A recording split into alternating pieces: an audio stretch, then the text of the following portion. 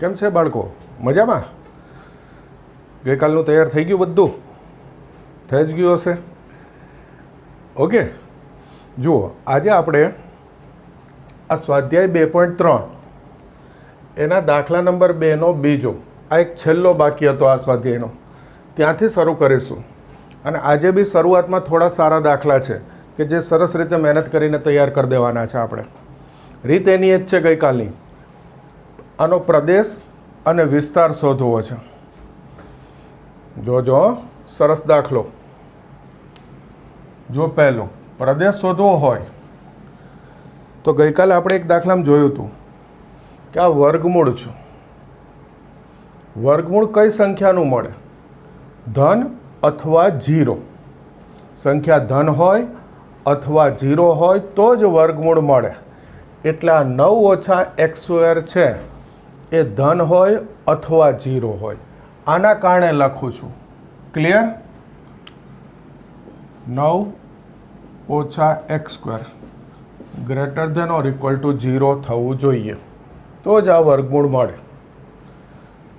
આને હું બે બાજુ માઇનસ ગુણાવી દઉં તો x² - 9 less than or equal to 0. Minus ગુણાવું એટલે આ પ્લસ, આ માઇનસ. તમે અસમતા ભણી ચૂકેલા છો ભૂતકાળમાં, પણ ફરી યાદ કરાવી દઉં કે જ્યારે ઋણ ગુણાઈએ ને માઇનસ ત્યારે અસમતા બદલાય. ગ્રેટર ધેન હોય તો લેસ ધેન થઈ જાય, લેસ ધેન હોય તો ગ્રેટર ધેન થઈ જાય. એટલે આ ગ્રેટર ધેન ઓર ઇક્વલ છે એ લેસ ધેન ઓર ઇક્વલ થઈ ગયો. ક્લિયર? હવે આના બે અવયવ પાડી દઈએ અથવા આ સામે જવા દઉં. અત્યારે હું આ પદ્ધતિ લઉં છું સાદુરૂપની. આ 9 સામે જવા દીધા. હવે બે બાજુ વર્ગમૂળ લઉં તો વર્ગમૂળ લઈશું ને ત્યારે x² નું વર્ગમૂળ માનાંક x લખવું પડે. અને અહીંયા આ અસમતા છે તો અસમતાનો માનાંક દૂર કરતાં શીખવાડું. આપણા છઠ્ઠા પ્રકરણમાં ફરી ઉપયોગ આવશે ત્યારે ફરી યાદ કરાવીશ. તમે અત્યારથી યાદ રાખી લેજો. માનાંક x less than or equal to 3 હોય તો જ્યારે આ માનાંક દૂર કરું, સાવ સહેલું છે, જોજો. આ લેસ ધેનનો માનાંક દૂર કરવો સાવ સહેલો. આ જે સંખ્યા છે એના ઋણ અને ધનની વચ્ચે લખી નાખવાનું. બોલો, સમજાઈ ગયું? માનાંક લેસ ધેનનો દૂર કરું છું, આ લેસ ધેન એનો માનાંક દૂર કરું છું ત્યારે એટલો જ નિયમ છે કે આ જે સંખ્યા હોય એના ધન અને ઋણની વચ્ચે લખી નાખવાનું. આ લેસ ધેન માટે શીખવાડ્યું. ક્લિયર? તો આના આધારે હું અહીંયા લખીશ -3 less than or equal to x less than or equal to 3. હવે કોઈને થાય કે સર આ કઈ રીતે થાય? તો તમે વિચારો કે x નો માનાંક છે એ 3 અથવા 3 થી નાની સંખ્યા છે. તો અહીંયા તમે કિંમત મૂકો 1, 0 તો થશે, 1 થશે, 2 થશે, 3 થશે. હવે 4 લઉં તો આ ના થાય. એટલે 0 થી 3 આવે છે. હવે આ જ છે 1 એને હું માઇનસ કરી નાખું તો બી માનાંક તો +1. -2 લખું માનાંક, -3 લખું તો બી માનાંક. પણ હવે જો -4 લખીશ તો આ ના આવે. આ 4 થઈ ગયું.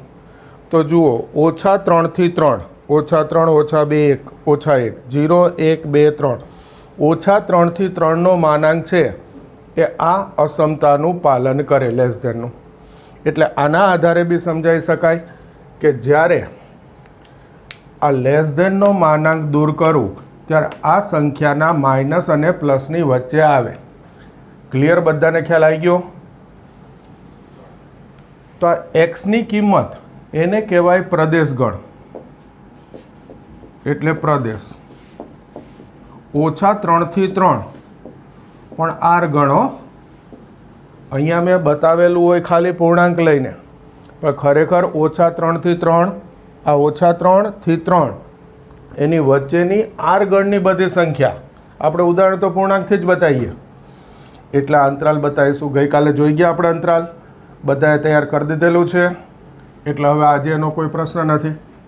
-3 થી 3 ઓર ઇક્વલ છે એટલે મોટો કૌંસ સૌવૃત્ત અંતરાલ. ક્લિયર? આ પ્રદેશ મળી ગયો. હવે વિસ્તાર શોધવો છે. વિસ્તારની રીત મેં ગઈકાલે કીધી હતી તમને. fx બરાબર શું લેવાનું? y. તો અહીંયા fx બરાબર y મૂકી દઉં.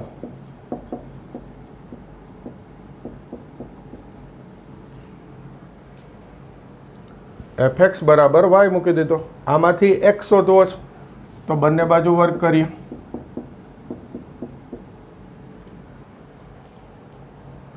x સ્ક્વેર ડાબી બાજુ એટલે આ પ્લસ, y સ્ક્વેર જમણી બાજુ એટલે માઇનસ. વર્ગમૂળ લઈ લઉં તો x આવી ગયો. થઈ ગયું? હવે આમાંથી y શોધવાનો છે તો ફરી આ જે હતું એ જ આવ્યું. જુઓ કે આ 9 - y સ્ક્વેર વર્ગમૂળમાં છે તો વર્ગમૂળ કઈ સંખ્યાનું હોય? ધન અથવા 0. તો કે આ 9 - y સ્ક્વેર છે વર્ગમૂળની અંદર છે એટલે આનો જવાબ ધન અથવા 0 આવવો જોઈએ. તો કે આ ગ્રેટર ધેન ઓર ઇક્વલ 0. આ જ સ્ટેપ આવશે પાછા. માઇનસ ગુણાઈ દઉં તો આ સમતા બદલાઈ ગઈ. ગ્રેટર ધેન ઓર ઇક્વલ છે, લેસ ધેન ઓર ઇક્વલ થઈ ગયું. ફરીથી એનું એ જ છે. આ 9 સામે વર્ગમૂળ લઈશું એટલે માનાંક y, અને આ માનાંક દૂર કરું એટલે -3 થી 3 ની વચ્ચે. આ -3 થી 3 બતાવે, પણ અહીંયા જરા આ મુદ્દો ધ્યાન રાખવાનો છે આ દાખલામાં, નહીતર તમારો વિસ્તાર ખોટો આવશે. આ -3 થી 3 આવી ગયો, તમે કહેશો વિસ્તાર નથી આવ્યો. y બરાબર આ છે. જો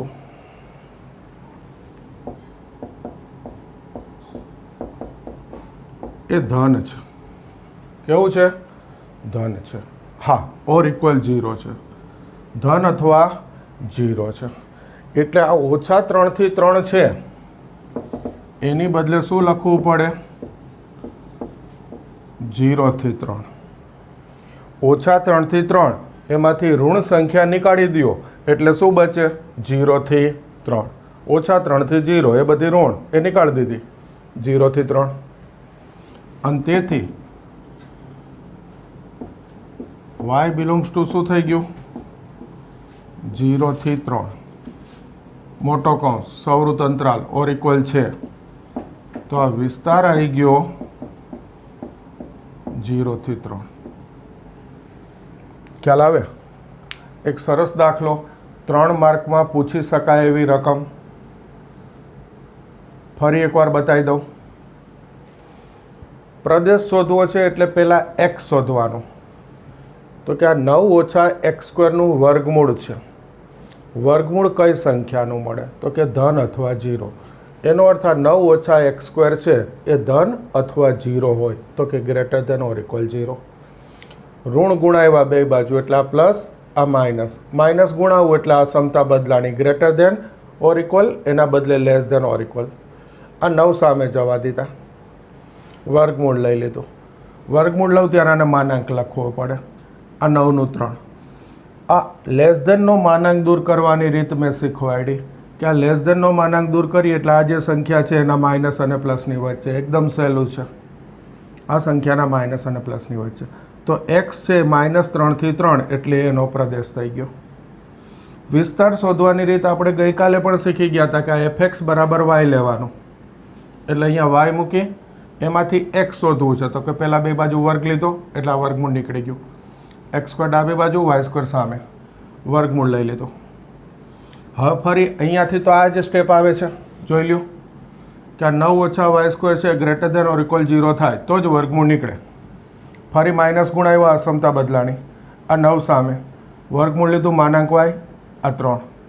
આ માનાંક દૂર કરવું y એટલે આ સંખ્યાના માઇનસ અને પ્લસની વચ્ચે. હવે એક મુદ્દો અહીંયા y માટે ધ્યાનમાં રાખવાનો છે કે આ y બરાબર 9 - x સ્ક્વેર છે એ કેવું છે? ગ્રેટર ધેન ઓર ઇક્વલ 0 છે. તો આમાંથી ધન સંખ્યા લેવાની છે, ઋણ સંખ્યા નથી લેવાની. તો -3 થી 0 સુધીની ઋણ સંખ્યા દૂર કરી દો એટલે 0 થી 3. તો કે આ વાય છે 0 થી 3 છે સૌવૃત્ત અંતરાલ. તો વિસ્તાર શું થઈ ગયો? 0 થી 3. ખાલી આટલું વધારે ધ્યાન રાખવાનું છે, બાકી દાખલો ઓકે છે. તૈયાર કરી દો.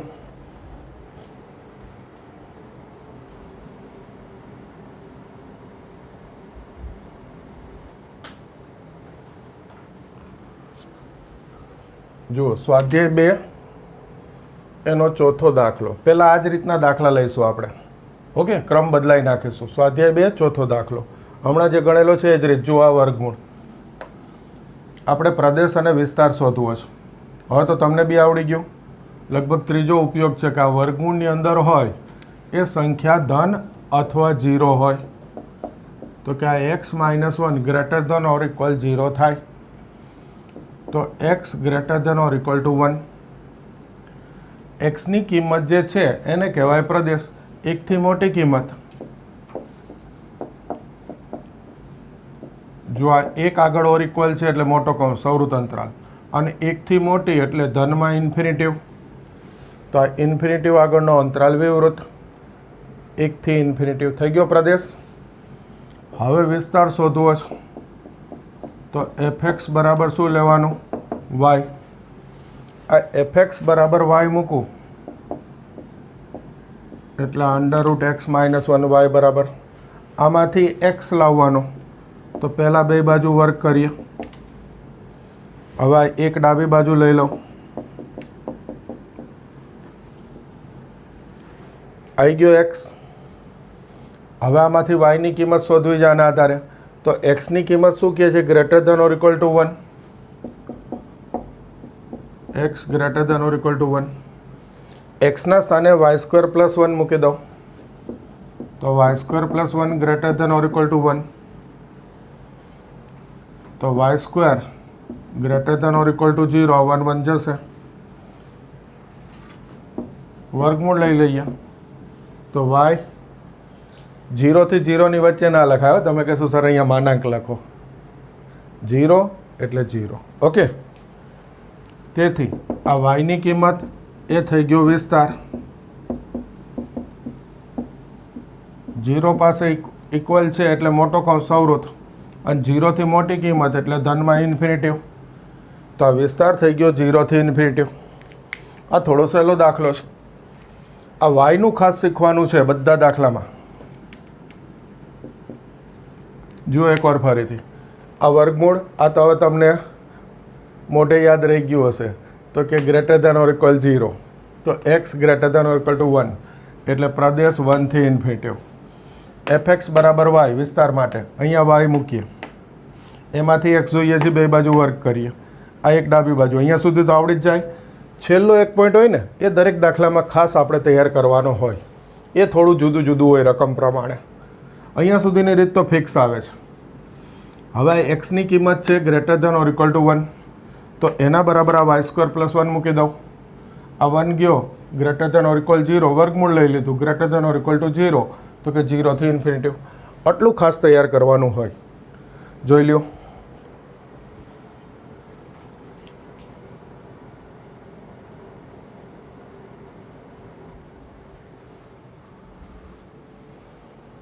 જુઓ, સ્વાધ્યાય 2 નો છઠ્ઠો દાખલો.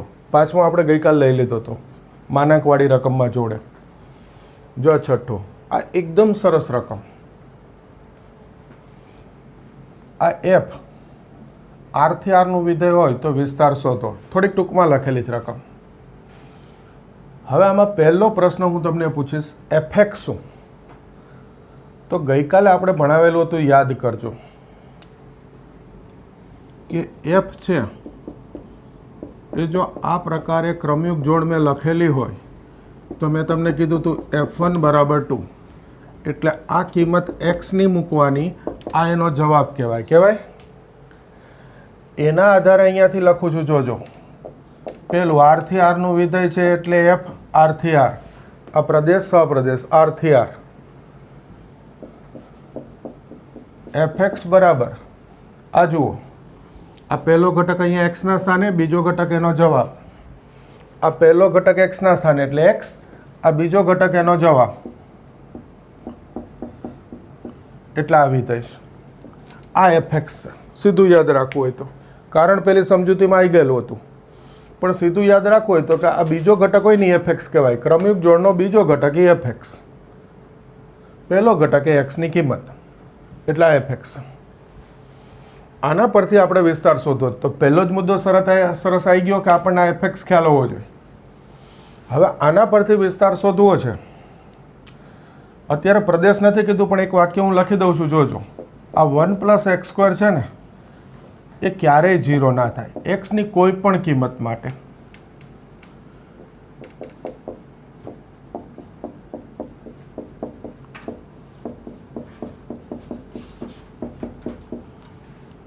એટલે પ્રદેશગણમાં એક્સની કોઈ પણ કિંમત લઈ શકાય એક્સ તરીકે. ટૂંકમાં પ્રદેશગણ આર થઈ ગયો, આખો પ્રદેશગણ થઈ ગયો. ખ્યાલ આવે? એક્સની કોઈ પણ કિંમત. હવે આપણે તો વિસ્તાર જ શોધવો જોઈએ, એટલે પ્રદેશ નહીં લખવું. વિસ્તારની રીત ફિક્સ છે. એફએક્સ બરાબર શું લઈશું? વાય. તો અહીંયા વાય મૂકી દો. ઓકે, આ બાજુ પક્ષાંતર, વાયને ગુણાવી દીધા, વાય એક્સ વર્ગ. આમાંથી એક શોધવો છો તો આ સામે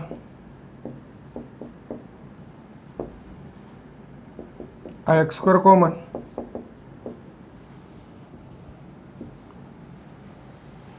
આ 1 - y છેદમાં લઈ લઉં તો x² બરાબર y અપન 1 - y અછેદમાં લઈ લીધા તો x બરાબર થશે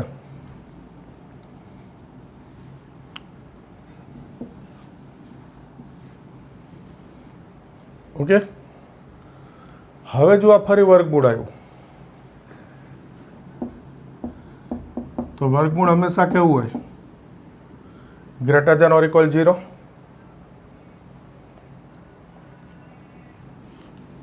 હવે અહીંયાથી સમજવાનું શરૂ થાય. જો આટલું તો આવડી જ જશે. એકવાર પહેલાં કહી દઉં, જે સહેલો મુદ્દો છે. પહેલો ખાસ મુદ્દો કીધો આપણે કે એફએક્સ એટલે બીજો ઘટક, એ ખબર હોવી જોઈએ. આરથી આરનું વિધેય તો રકમમાં લખ્યું છે આરથી આર. હવે છે જુઓ, x² છે, એક્સની કોઈ પણ કિંમત માટે 0 ના થાય. એનો મતલબ કે આ રકમ છે એમાં એક્સની બધી જ કિંમત લઈ શકાય. x બિલોંગ્સ ટુ આર, એટલે પ્રદેશ આર થાય. અત્યારે લખવાનું નથી. હવે વિસ્તારની રીત કે આ એફએક્સ હોય એના બરાબર વાય ધારું છું, એટલે અહીંયા વાય મૂકો.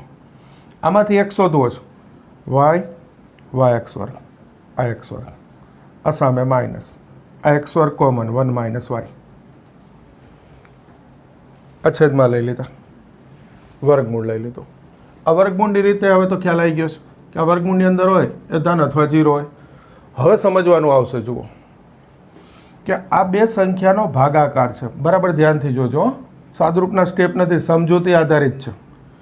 આ બે સંખ્યાનો ભાગાકાર છે અને કેવો છે? ધન. ઓર ઇક્વલ 0 બોલવાની હાલ જરૂર નથી. આ બે સંખ્યાનો ભાગાકાર કેવો છે? ધન. તો જુઓ, બે સંખ્યાનો ભાગાકાર ધન થાય તો આ 2/3 ધારો કે લઉં તો ધન થાય. એનો અર્થ બંને ધન હોય. જુઓ, આ બંને અંશ અને છેદ. જો અંશ અને છેદ બંને ધન હોય તો ભાગાકાર ધન થાય. તો પહેલો વિકલ્પ કે આ વાય છે એ ધન હોય અને 1 - y છે એ પણ ધન હોય. હવે તમે જોશો કે આ વાય ધન હોય એવું મેં લખ્યું ને ત્યારે ગ્રેટર ધેન ઓર ઇક્વલ લખ્યું, ઓર ઇક્વલ 0 લખ્યો કે આ અંશ છે, 0 હોય તો ચાલે. પણ 1 - y છેદ છે એટલે અહીંયા ઓર ઇક્વલ ના લખાય, કારણ કે છેદ 0 ના થાય ક્યારેય. જો આના બરાબર ઓર ઇક્વલ લખું તો y બરાબર 1 આવે. મૂકી જો અહીંયા 1 - 1 0 એટલે y 1 નથી, એટલે અહીંયા ઓર ઇક્વલ ના લખ્યું.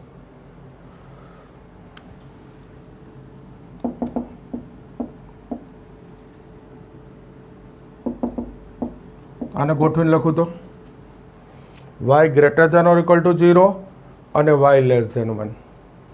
આને હું સંખ્યા રેખા પર બતાવું. આ 0, આ 1. જોજો, સરસ સમજૂતી છે. એકદમ ધ્યાનથી જોજો, સેજ બી કોન્સન્ટ્રેશન ઓછું થયું, ધ્યાન આજુબાજુ ગયું એટલે આ ના સમજાય. આ 0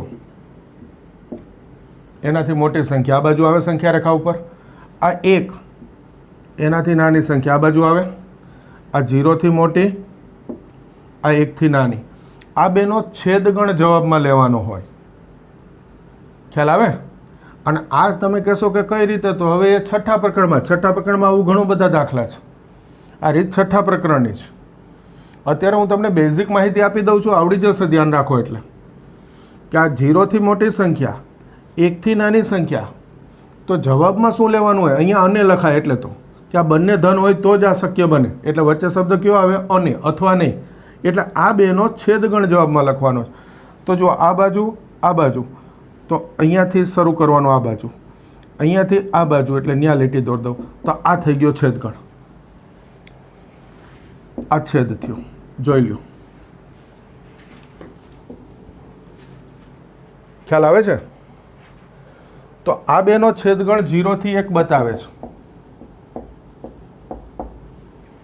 હવે રકમ છે કાઢી નાખું છું, અહીંયાથી જગ્યાની જરૂર છે. 0 થી 1 બતાવે છે, પણ ઓર ઇક્વલ છે 0 આગળ, એટલે 0 આગળ સવૃત આવશે, 0 લઈ શકાય.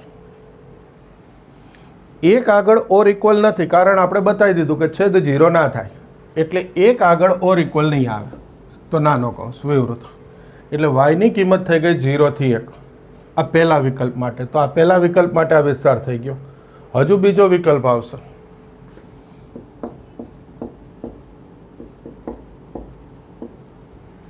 વિકલ્પ 2. ફરી આ ભાગાકાર ધન છે, ઓર ઇક્વલ નહીં બોલતો. આ ભાગાકાર ધન, તો પહેલો વિકલ્પ કે બંને ધન હોય, અંશ અને છેદ.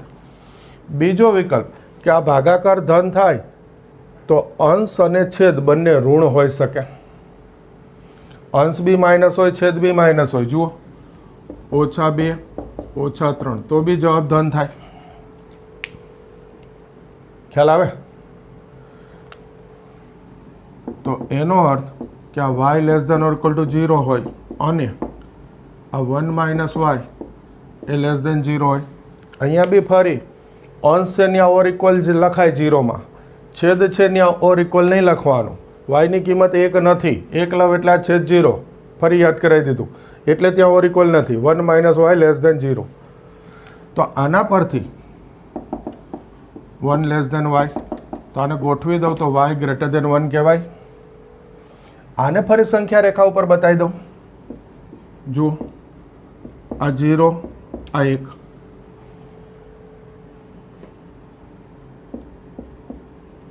આ 0 અથવા 0 થી નાની.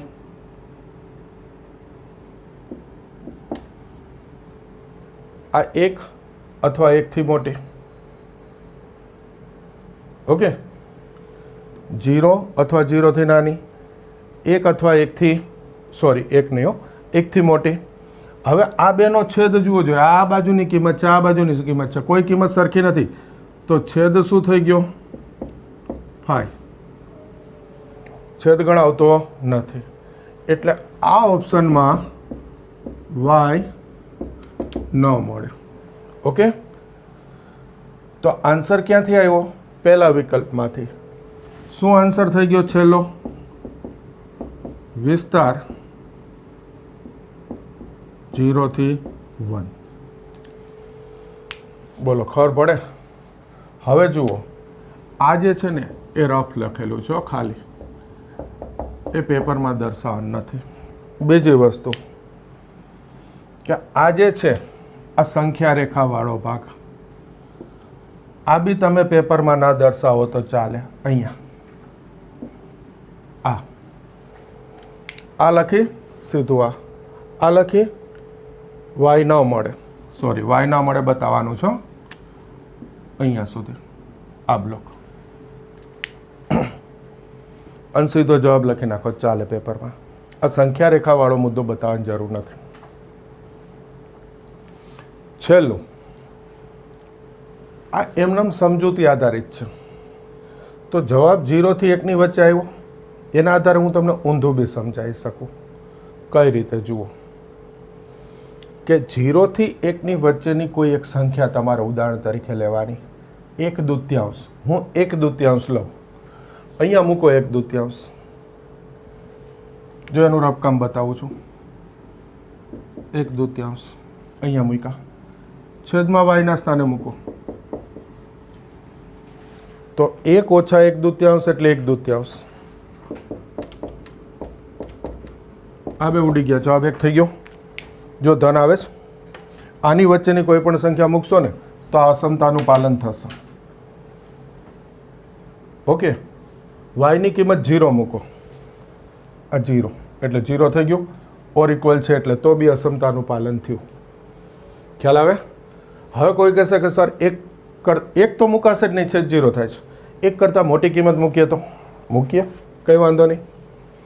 2 મૂકો અહીંયા, જોજો મોટે ખ્યાલ આવશે ને. રફકામની જગ્યા નથી ત્યાં. 2, 1 ઓછા 2, આ ઓછા 1, 2 ભાગ્યા ઓછા 1 એટલે ઓછા 2. ઓછા 2 greater than or equal to 0 નથી. આ સમતાનું પાલન ના થયું. એનો અર્થ 1 કરતાં મોટી કિંમત શક્ય નથી. હજુ કોઈ પ્રશ્ન પૂછે કે સર 0 થી નાની લઈએ તો કંઈ વાંધો નહીં, 0 થી નાની લઈએ. ઓછા 1, આ ઓછા 1, અહીંયા ઓછા 1 મૂકું એટલે ઓછા ઓછા વત્તા 1, તો 1 ને 1 2 થઈ ગયા. ઓછા 1 ભાગ્યા 2 greater than or equal to 0 ના થાય. એનો અર્થ 0 થી નાની સંખ્યા પણ શક્ય નથી. તો આ જવાબ પરથી પણ ખબર પડી જાય સમજૂતી. હજુ એક ઉપાય આપું, પછી આ દાખલો ફરીથી સમજાવી દો અહીંયાથી, કે આના આધારે જ અહીંયા વાય બરાબર 0 બતાવે, અહીંયા વાય બરાબર 1 બતાવે. સંખ્યા રેખા ઉપર 0 ને 1 મૂકો. જુઓ, આના બરાબર 0 એટલે વાય બરાબર 0, આના બરાબર 0 લઉં તો વાય બરાબર 1. આ 0 ને 1 મેં સંખ્યા રેખા ઉપર મૂક્યા. જોજો, સમજાવવાની ઘણી બધી રીત હોય. આ 0 ને 1 સંખ્યા રેખા ઉપર મૂકું એટલે સંખ્યા રેખાના 3 ભાગ પડે. 1 થી મોટી, 0 થી નાની અને 0 થી 1 ની વચ્ચે. બોલો, ક્લિયર? ફરીવાર આના બરાબર 0 મૂકો તો y બરાબર 0, આના બરાબર 0 મૂકો તો y બરાબર 1. 0 ને 1 સંખ્યા રેખા ઉપર મૂકો, 2 સંખ્યા મૂક્યું એટલે સંખ્યા રેખાના 3 ભાગ થાય. 1 થી મોટી, 0 થી 1 ની વચ્ચે, 0 થી નાની. આ બે પછી જોઈશું. પહેલા 3 ભાગ, 1 થી મોટી, 0 થી 1 ની વચ્ચે, 0 થી નાની. આ 3 પ્રકારની કિંમત હમણાં મેં કીધું એ પ્રમાણે ફરી મૂકીને જોઈ લેવાનું. 1 થી મોટી પહેલાં મૂકો, 2, તો કે આ 2, 1 ઓછા 2, ઋણ થઈ ગયું. અસમતાનું સમાધાન ન થયું, કેન્સલ. ટૂંકમાં આ બાજુનો જવાબ નથી. 0 થી 1 ની વચ્ચે મૂકો, આવી રહી 1/2, તો કે અસમતાનું સમાધાન થયું એટલે આ વચ્ચેનો ભાગ છે જવાબમાં, 0 થી 1 ની વચ્ચે. 0 થી નાની મૂકો, હમણાં આપણે લીધું -1, -1 માઇનસ માઇનસ પ્લસ એટલે 1 + 1 2, તો -1/2. અસમતાનું સમાધાન ના થાય, તો કે આ નથી. તો જવાબ શું આવી ગયો? 0 થી 1 ની વચ્ચે. તો બી ખ્યાલ આવે? 0 થી 1 ની વચ્ચેની સંખ્યા આવી ગઈ. હવે આ 0 ને 1 મૂકીને જુઓ તો કે 0 મૂકું તો ઓર ઇક્વલ 0 છે, 1 મૂકું તો કે છેદ 0 થાય, અવ્યાખ્યાયિત થઈ એટલે 1 ના લેવાય. તો 0 અને 0 થી 1 ની વચ્ચેની સંખ્યા વિસ્તાર થઈ ગયો 0 થી 1. ટૂંકમાં કોઈને સંખ્યા રેખા ના દોરવી હોય તો આટલું લખી અને પછી આના આધારે મેં સમજાવ્યું એના આધારે બી જવાબ લખો. બીજા વિકલ્પનું ખાલી આ બતાવી અને પછી ના પાડી દો, ન મળે તો એ ચાલી જ ગયું. 3 રીતે સમજાવ્યું મેં. સૌથી સહેલી તમને છેલ્લી રીત લાગી હશે કે આ 0 1 મૂકી સંખ્યા રેખાના 3 ભાગ પાડી જોઈ લીધું. હવે જુઓ, આ એકવાર ફરીથી કહી દઉં. અહીંયા સુધી તો બધાને આવડે જ છે. આ વર્ગમૂળ છે, એની અંદરની સંખ્યા ધન અથવા 0 હોય, આ બી તમને આવડી ગયેલું છે. હવે આ બે સંખ્યાનો ભાગાકાર, એક ગ્રેટર ધેન 0 ધન, તો એનો અર્થ આ બંને ધન હોય અથવા આ બંને ઋણ હોય. એટલે બે વિકલ્પ પડે. એકવાર આ બંને ધન લખ્યા, એકવાર આ બંને ઋણ લખ્યા. 0 આગળ ઇક્વલ લખાય, 1 - y માં ઇક્વલ ના લખાય. હવે ખબર પડી ગઈ છે. તો આ y સામે આને ગોઠવું તો y લેસ ધેન 1. સંખ્યા રેખા ઉપર 0 થી 1 મૂક્યા. y 0 થી મોટું એટલે આ બાજુ, y 1 થી નાના એટલે આ બાજુ. તો આ બંને વચ્ચે અને હોય એટલે આ બંનેનો છેદગણ. તો જુઓ આ બે આવે છેદગણમાં 0 થી 1. 0 લેવાય છે, 1 નથી લેવાતા એટલે 0 થી 1 સવૃત વિવૃત. બીજો વિકલ્પ કે આ બંને ઋણ હોય તો less than or equal to 0, આ લેસ દેન 0. આ વાય સામે ગોઠવું તો વાય ગ્રેટર દેન 1 કહેવાય. સંખ્યા રેખા ઉપર 0 થી નાની 1 થી મોટી, છેદગણ આવતો નથી, આ બેનો છેદ કોઈ ના આવે, ફાય થઈ ગયો. એનો અર્થ આમાંથી વાયની કિંમત ના મળે, તો વિસ્તાર શું થઈ ગયો? 0 થી 1. સરસ દાખલો છે અને મેં એકદમ સરસ સમય લઈને સમજાવેલું છે. 3 જુદી જુદી રીત સમજાવી. સમજૂતી તમને જે વધારે અનુકૂળ લાગે એ સમજવાનું. આ અને આ આટલું લખવાનું. આ ન લખો તો ચાલે, અને લખો તો કંઈ વાંધો નથી. જોઈને સરસ તૈયાર કરી દો.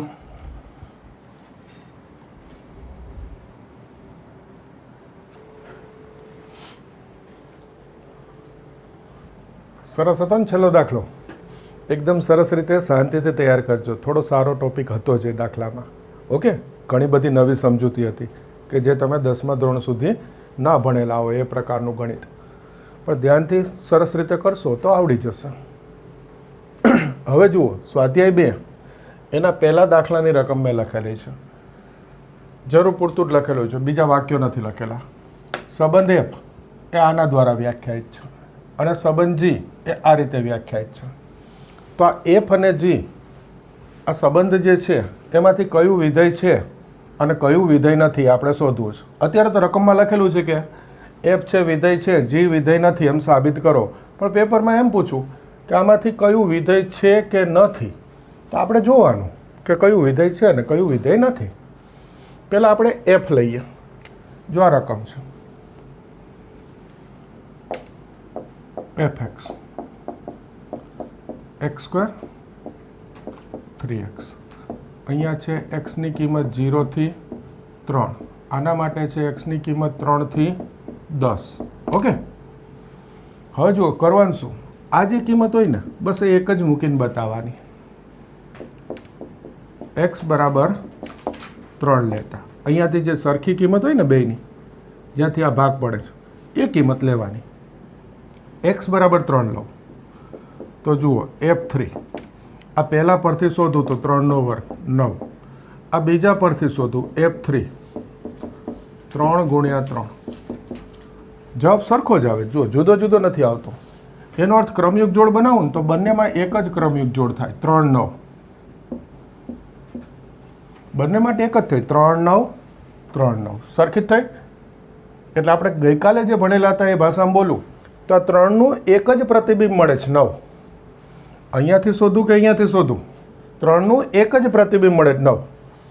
હવે જુઓ, આ 0 થી 3 સુધીની કિંમત અહીંયા મૂકીશ અને પછી 3 થી 10 સુધીની કિંમત અહીંયા મૂકીશ તો દરેક કિંમતને અનુરૂપ જુદો જુદો જ જવાબ આવશે.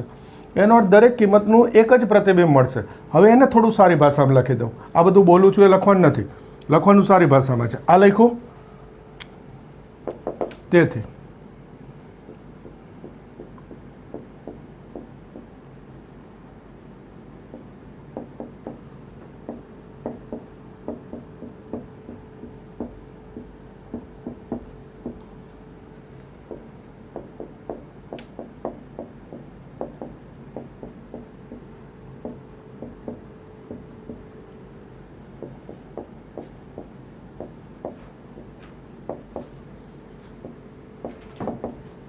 આ ગઈકાલની ભાષા આવી ગઈ કે અહીંયા 0 થી 3 માટે, અહીંયા 3 થી 10 માટે પ્રત્યેક એક્સનું અનન્ય પ્રતિબિંબ મળે. આ એફ દ્વારા, સંબંધ એફ દ્વારા અનન્ય પ્રતિબિંબ મળે છે. એનો અર્થ કે આ એફ છે એ વિધેય છે. આ ગઈકાલનો ટોપિક હો. અનન્ય પ્રતિબિંબ મળે તો વિધેય છે, એક કરતાં વધારે પ્રતિબિંબ મળે તો વિધેય નથી. ગુજરાતીમાં આ પહેલો ઘટક હોય એ ક્રમયુગ જોડમાં એક જ વાર આવવો જોઈએ. ઓકે, હવે જી લો. બે અલગ દાખલા છે એવું કહેશો તોય ચાલે હો. gx x² 3x, પણ અહીંયા xની કિંમત છે 0 થી 2 અને અહીંયા છે 2 થી 10. આપણે કઈ કિંમત લેવાની? મેં તમને આગળ એફમાં શીખવાડી દીધું. આ જ્યાંથી બે ભાગ પડે છે એક કિંમત લેવાની. 0 થી 10ના બે ભાગ ક્યાંથી પડ્યા? 2 થી. આમાં ક્યાંથી હતા? 3થી. એ કિંમત મૂકવાની. તો હું x બરાબર 2 લઈશ.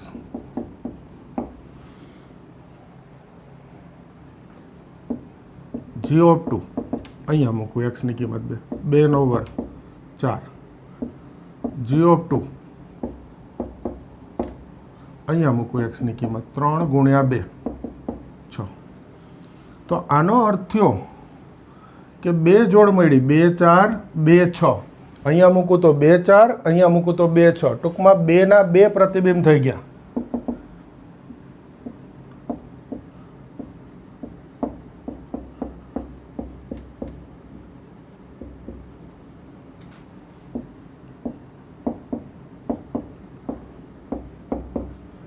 તો જી દ્વારા આ 2 ના 2 પ્રતિબિંબ મળે છે, 4 અને 6. એનો અર્થ આ સંબંધ જી એ વિધેય નથી. બોલો, ખ્યાલ આવે? જુઓ, આ 2 4 એ આ રીતે છે ક્રમયુગ જોડમાં, 2 6. આ સંબંધ જીમાં આ રીતે 2 ક્રમયુગ જોડ આવશે, બીજી તો આવશે જ. તો આ 2 પહેલો ઘટક એક કરતાં વધારે ક્રમિક જોડમાં આવી ગયો, વિધેય નથી. આ રીત બી કહેવાય. સારી ભાષામાં વાક્ય શું લખીએ છીએ? 2 ના 2 પ્રતિબિંબ 4 અને 6 મળે, જી એ વિધેય નથી. આ તો સહેલો દાખલો છે. ઓકે, જોઈ લેજો.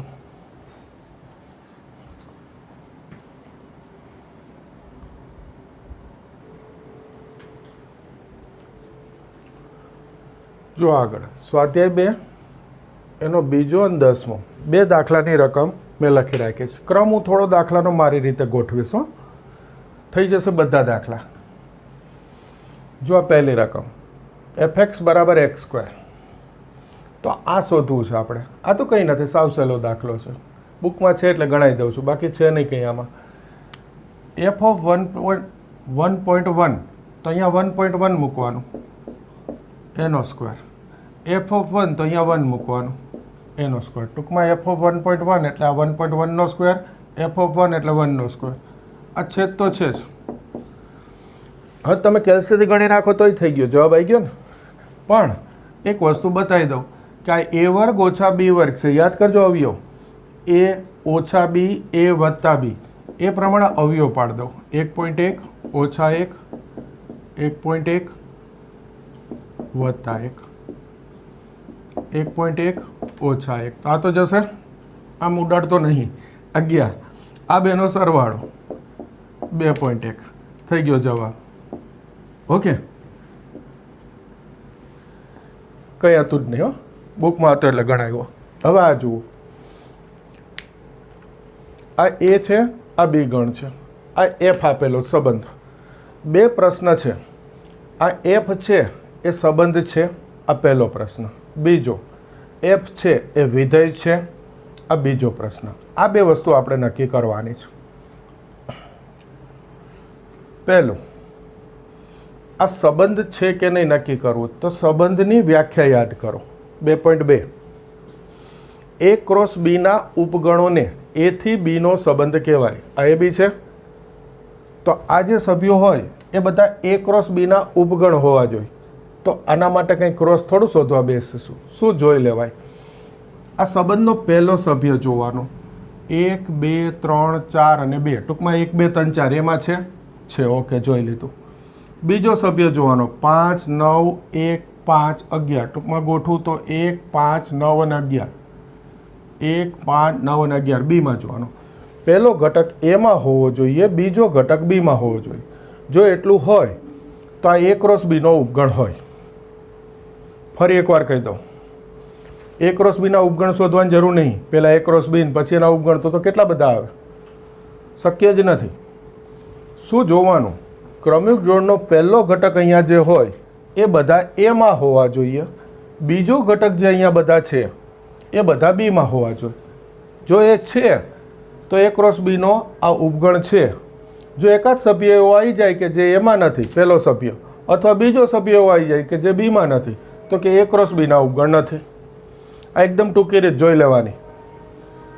અત્યારે છે તો પહેલો આન્સર એફ એ ક્રોસ બીનું ઉપગણ છે. તેથી એફ એ થી બીનો સંબંધ છે. ખ્યાલ આવી ગયો બધાને? આ બી સહેલો જ છો. બીજું, વિધેય છે કે નથી એ જોવાનું છે. તો એ તો હવે આવડી ગયું છે. આ ક્રમિક જોડો એટલે પહેલો સભ્ય જોવાનો કે રિપીટ થાય છે.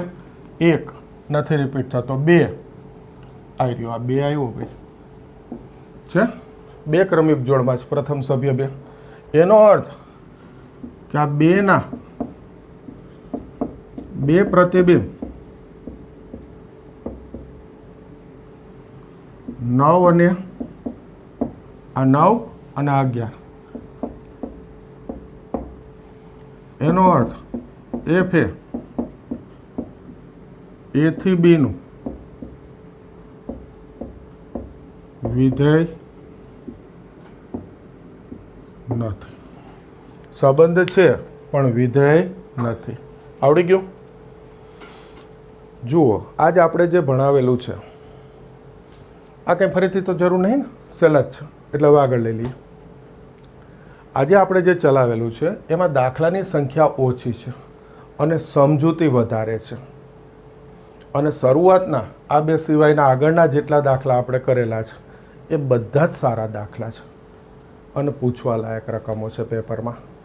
તો બધાએ સરસ રીતે તૈયાર કરી દેવાનું છે. થોડોક સારો ટોપિક છે. જો ધ્યાનથી તૈયાર ના કરો તો ના આવડે એવા દાખલા હતા આજે. ખાસ ધ્યાન દોરું છું. ઓકે? એટલે બધા સરસ રીતે તૈયાર કરી દેશો. કાલથી ફરી આગળ ગણીશું. આજ એટલું રાખીએ છીએ.